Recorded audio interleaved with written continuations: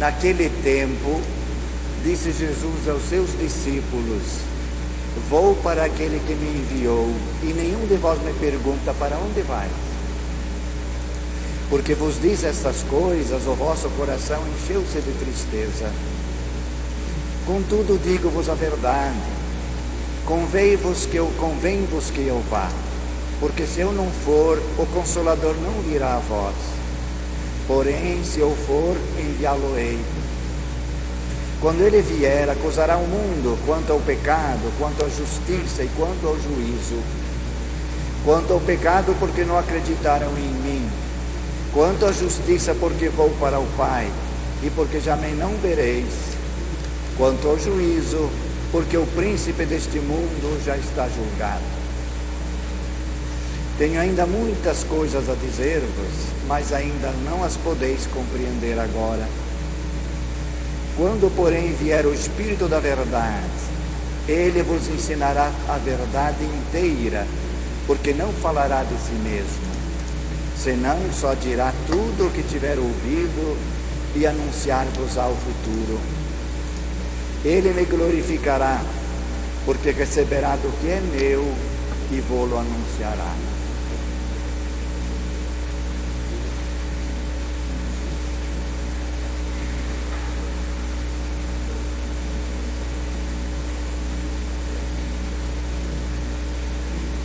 Meus queridos irmãos e irmãs, no panorama do Evangelho de hoje, nós vemos esta cena tão tocante. Os discípulos já saudosos. Muitas vezes, quando nós despedimos uma pessoa de quem gostamos muito, antes que ela saia, nós já dizemos: olha, já estou com saudade. Assim aconteceu com os apóstolos, com respeito a Jesus Cristo.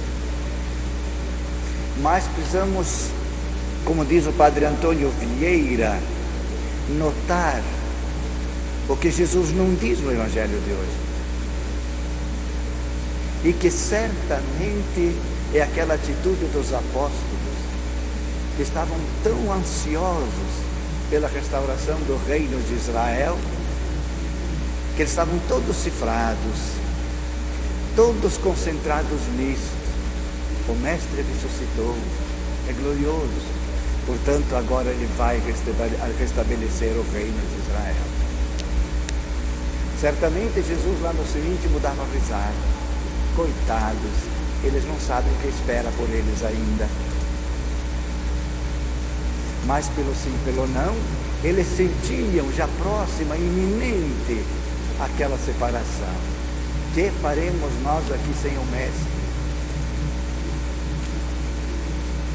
Claro que Jesus sabia que quando viesse o Espírito Santo, haveria de esclarecê-los a todos.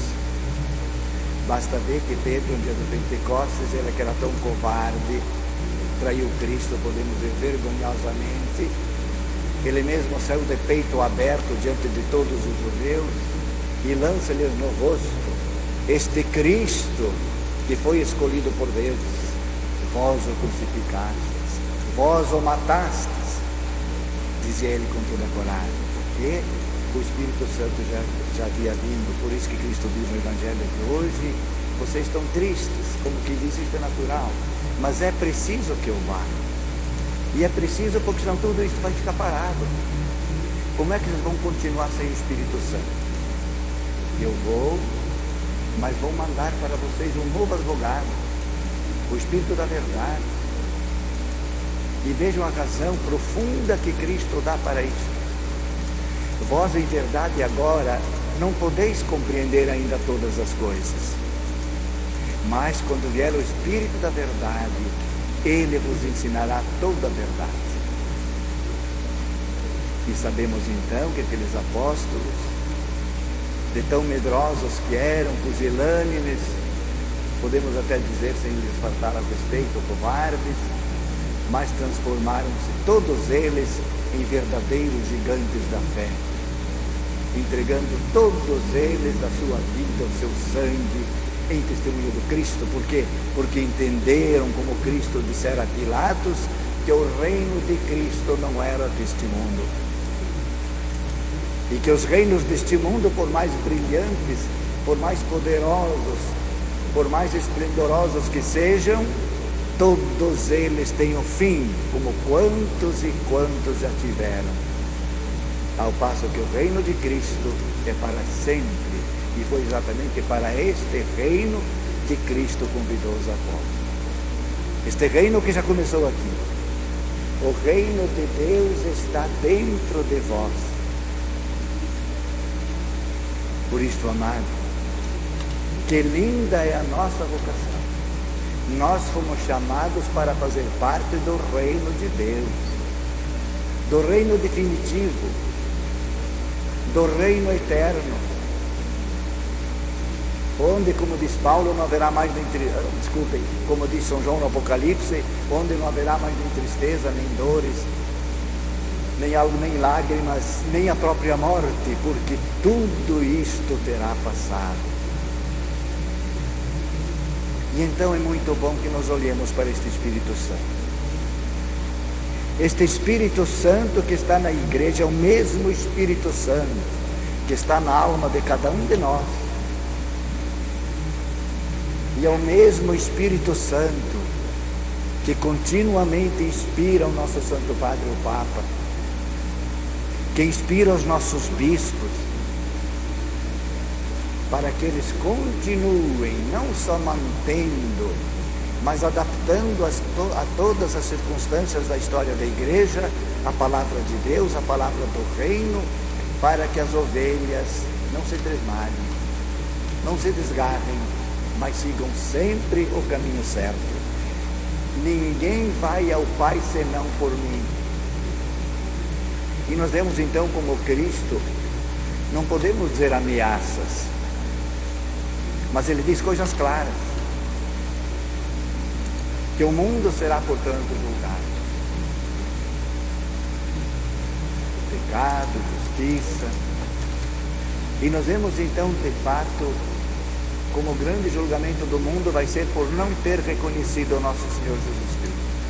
Basta ver que uma das grandes condenações, até podemos dizer decisiva, que levou Cristo a Pilatos, onde derivou a sua morte, foi exatamente isso, aquela acusação que fizeram os sacerdotes. Este homem anda subvertendo o povo, e mais do que isso, sendo homem, ele se faz filho de Deus. E daí praticamente partiu concretamente a condenação de Cristo. E se nós lermos os evangelhos, sobretudo o evangelho de São João, do capítulo 9 em diante, desde o 6º em diante, nós vemos quanto Cristo insiste nesta igualdade substancial, nesta igualdade idêntica entre Ele e o Pai. Eu e o Pai somos um. E tantas outras vezes Ele insiste nesta mesma tecla. O Pai deu todo o juízo, pois todo o juízo do mundo nas mãos do seu Filho. Quem honra o Filho, ou quem honra o Pai, honra também o Filho. A Tomé, que embevecido pelas coisas que Jesus falava do seu Pai, lhe diz: Mestre, mostra-nos o Pai, e isto nos basta.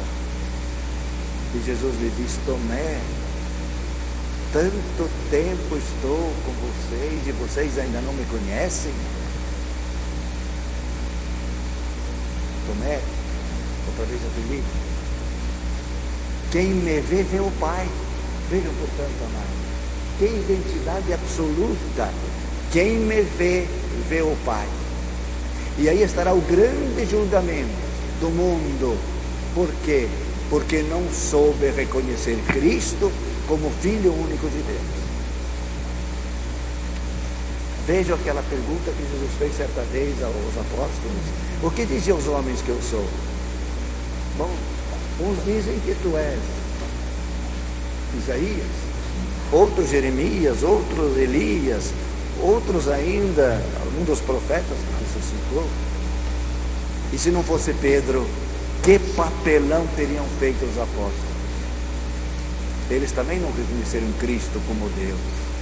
Mas o Pedro salvar a situação, e proclamar em nome de todos: Tu és o Cristo, o Filho de Deus vivo.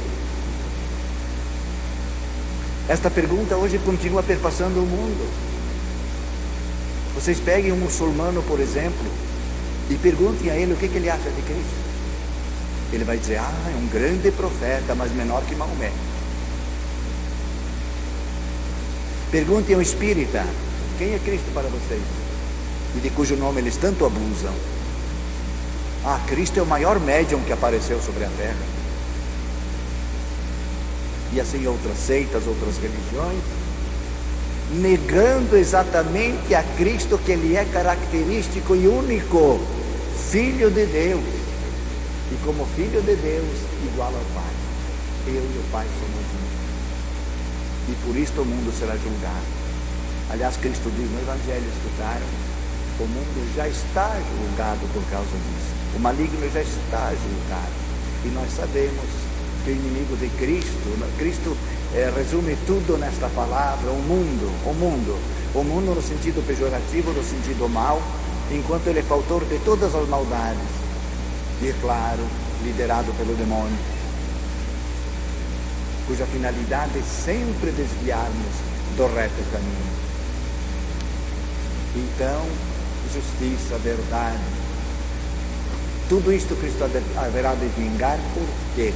Porque Ele não só falou, Ele não só ensinou, mas fez até milagres estupendos para demonstrar a sua divindade. E quanta gente não lhe crê a divindade.